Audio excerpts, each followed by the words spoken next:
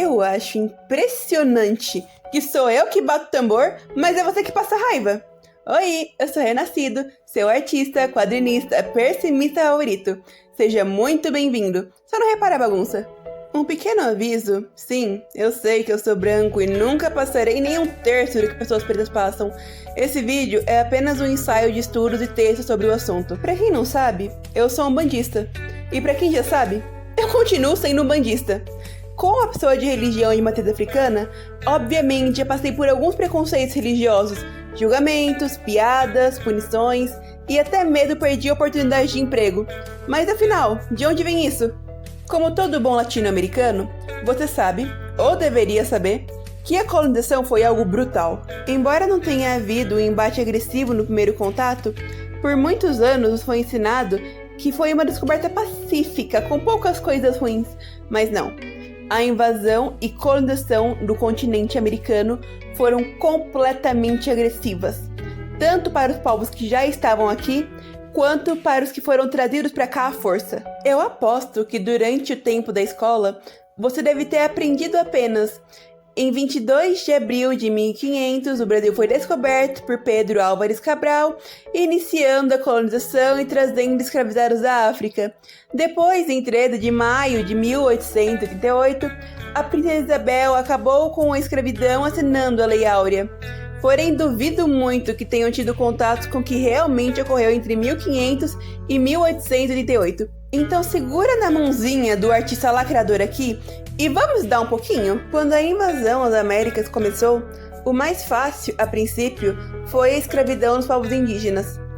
Alguns, no mínimo mal informados, dizem com frequência: diferente dos negros, os indígenas resistiram e por isso não foram escravizados. Puta que pariu, não! O que ocorreu foi que no começo da colonização, sem muito conhecimento das terras, os indígenas conseguiam fugir e se esconder.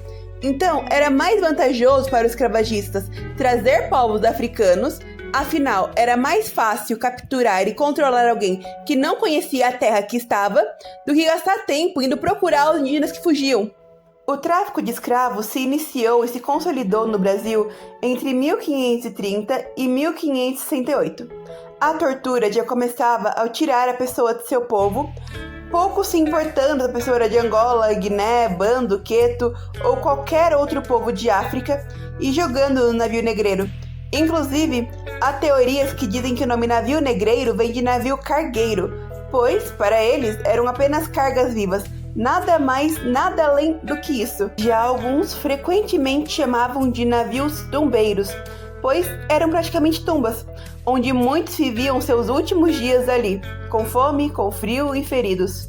Dentro do navio, a pessoa passava de 1 a 6 meses em rota, homens sendo obrigados a trabalhar no navio e as mulheres, além disso, eram constantemente abusadas. Afinal, seria um escravo a mais que poderia nascer na tão esperada terra nova dos portugueses. Os navios eram completamente insalubres. Quando as pessoas terminavam os trabalhos e eram jogadas no porão do navio, elas eram presas juntas às fezes, urinas e muitas vezes corpos mortos de amigos, familiares e conhecidos que estavam se decompondo. Embora esse último fato que irei falar tenha algumas discussões entre historiadores, é bem provável que quando faziam a limpeza nos navios, pegassem os corpos daqueles que já faleceram e as pessoas vivas que se negavam a respeitar as ordens e jogassem no mar para serem comidos por tubarões, baleias, orcas e sabe-se lá qual outro animal estava passando. Ao chegar no Brasil, eles eram banhados, catequizados contra a vontade, batizados e nomeados. Então, por fim, eram vestidos. Não por pena ou carinho, mas sim porque seria mais fácil a venda se eles estivessem apresentáveis. E aí, eram vendidos em praça pública, como se tivessem uma feira. Após serem comprados, eles ganhavam o sobrenome das famílias que os comprou, nomeados como dos ou das e o nome daqueles que se tornavam seus donos. Ao chegar na casa do senhor, os trabalhos eram diversos, o destino variava. Alguns eram destinados à reprodução forçada, e por mais cruel que fosse, isso lhes dava uma chance de sobreviver um pouquinho mais, já que recebiam um pouco mais de comida. Mas a maioria era mandada para os trabalhos braçais, onde a expectativa de vida não passava dos 27 anos, seja por exaustão ou por espancamento até a morte. Ai, tá bom. Mas, Renato, o que tudo isso tem a ver com preconceito religioso? Oh, meu pincelzinho da 25 de março, tudo a ver. Segundo Roger Bastier, no livro Candomblé da Bahia, 1960, a perseguição dos cultos africanos no Brasil teve sua origem na escravidão, quando as práticas religiosas dos negros eram vistas como subversivas e ameaçadoras à ordem colonial. Mas é claro que a gente vai entrar mais a fundo sobre isso. Imagina só comigo, você viveu a sua vida toda no seu país. Sua fé, suas comidas, suas danças, sua língua. E então, do nada, te capturam, te sequestram, raspam seu cabelo, tiram seu nome, tiram tudo que você poderia ter. Nesse caso, para os escravagistas, tirar a fé não é só porque achavam que o cristianismo era a única fé certa, muito menos para salvar a vida dos pobres escravos, mas sim para poder ter mais fácil o controle sobre eles. Ao tirar a fé, catequizar a força e demonizar suas crenças, era bem mais fácil de tê-los na mão. Nos Estados Unidos, a questão religiosa foi bem pior e bem mais perseguida. Pessoas mortas, torturadas ou jogadas vivas no mar simplesmente por batucar em algum ritmo. Porém, eles conseguiam manter sua fé viva, mesmo que de forma diferente da nossa. Ai, tá bom. Mas, Renato, como que a religião sobreviveu aqui no Brasil? Bom, para Reinaldo Prandi, em Mitologia dos Orixás, os senhores permitiam aos escravos conservar suas crenças, apenas na medida que estas fossem disfarçadas sobre a capa do catolicismo, criando assim o sincretismo religioso. Ou seja, se a fé não fosse totalmente arrancada, era modificada para ser aceita. E nesse caso, para a sobrevivência, foi criado o sincretismo. Caso você já tenha ido a alguma casa de fé, muito provavelmente viu um altar com Jesus, Santa Bárbara, Nossa Senhora dos Navegantes, São Jorge, São Benedito, Cosme e Damião, e entre outros. Isso não significa que acreditamos em santos, mas sim que os pretos souberam lá atrás como esconder e mascarar. Desde o primeiro dia que chegaram, os escravos já começaram a fugir. Porém, por não conhecerem as terras, muitos eram pegos. Aqueles que conseguiam escapar normalmente eram salvos por indígenas ou criavam suas próprias comunidades escondidas em meio à Mata Virgem, longe o suficiente para estarem seguros dos brancos por certo tempo. Essas comunidades foram chamadas de quilombos, e embora não haja um consenso absoluto sobre qual foi o primeiro quilombo a ser formado, o mais aceito é que tenha sido na Bahia em 1575. Nos quilombos, embora a crença fosse bem mais livre, como existia muitos escravizados de vários cantos de África, alguns indígenas e alguns mestiços, o que ocorreu foi uma grande salada de frutas, chamada religiões afro-brasileiras, como o Candomblé Queto e Angola.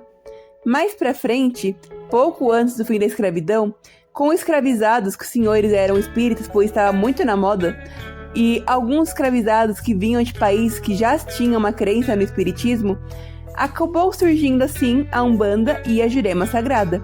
Isso mesmo, antes mesmo de Zélio Fernandinho de Moraes sequer pensar em nascer. Ai, certo. Então eles foram felizes para sempre, e fim? Ai, não, pelo amor de Deus, Olorum, Oxalá e Ifá, cala a boca e me deixa continuar. Obrigado. Conforme os bandeirantes foram invadindo as matas em 1600 e 1800, obviamente acharam os quilombos, onde mataram muitos escravizados, independentemente de sexo, raça, se estava grávida ou não. O que importava para eles era exterminar aquilo. E aqueles que não eram mortos eram vendidos novamente para outras famílias. E então, novamente o ciclo continuava. Ou você fugia ou ficava. Se ficava, morria. Se fugia, ou era salvo ou achava um quilombo. E se achasse um quilombo, poderia novamente ser morto ou pego. Isso tudo durou até aproximadamente 1888, quando a princesa Isabel assinou a Lei Áurea. E cala sua boquinha antes de defendê-la. Ela não assinou por ser fofa, legal ou boazinha, mas sim por pressão externa da Inglaterra.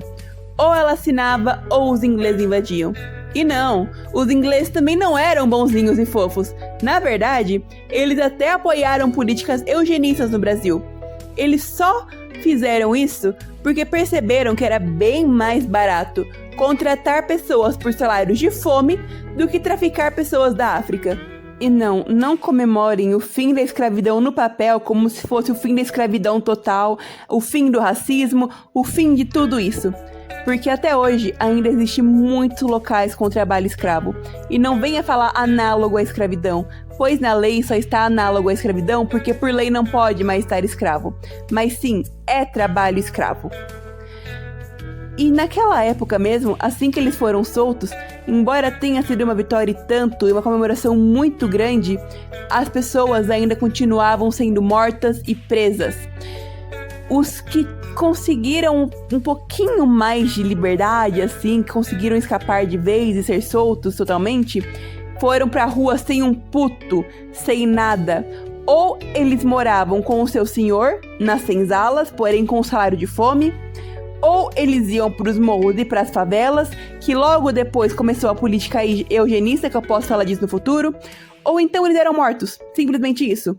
Nesse contexto, obviamente, a fé não conseguiu ser 100% exterminada, mas foi completamente modificada para poder se encaixar na nossa realidade.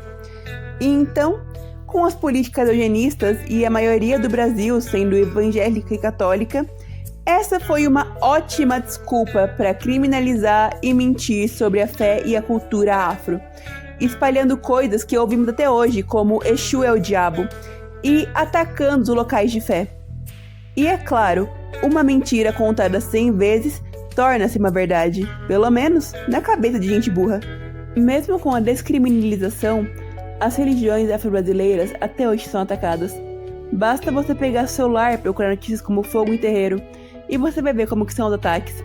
Ou então, pegue algum livro com as regras e leis que terreiros eram obrigados a seguir, e vai entender porque até hoje muitos terreiros ainda se escondem usando o sincretismo. E um aviso, de macumbeiro para macumbeiro: nenhuma casa é pior ou melhor que a outra. Não é porque a casa tem santo no altar, não é porque tem ou não tem roupa, não é por X, Y ou Z. Ninguém liga para sua nação e seu fundamento além de você, seus irmãos e suas entidades. Então, respeite a nação do outro. Bom, galera, é isso. O papo foi bom, espero que tenham gostado. Eu vou indo ali, mas depois a gente marca um desenho com café, beleza? Tchau! Um pequeno aviso.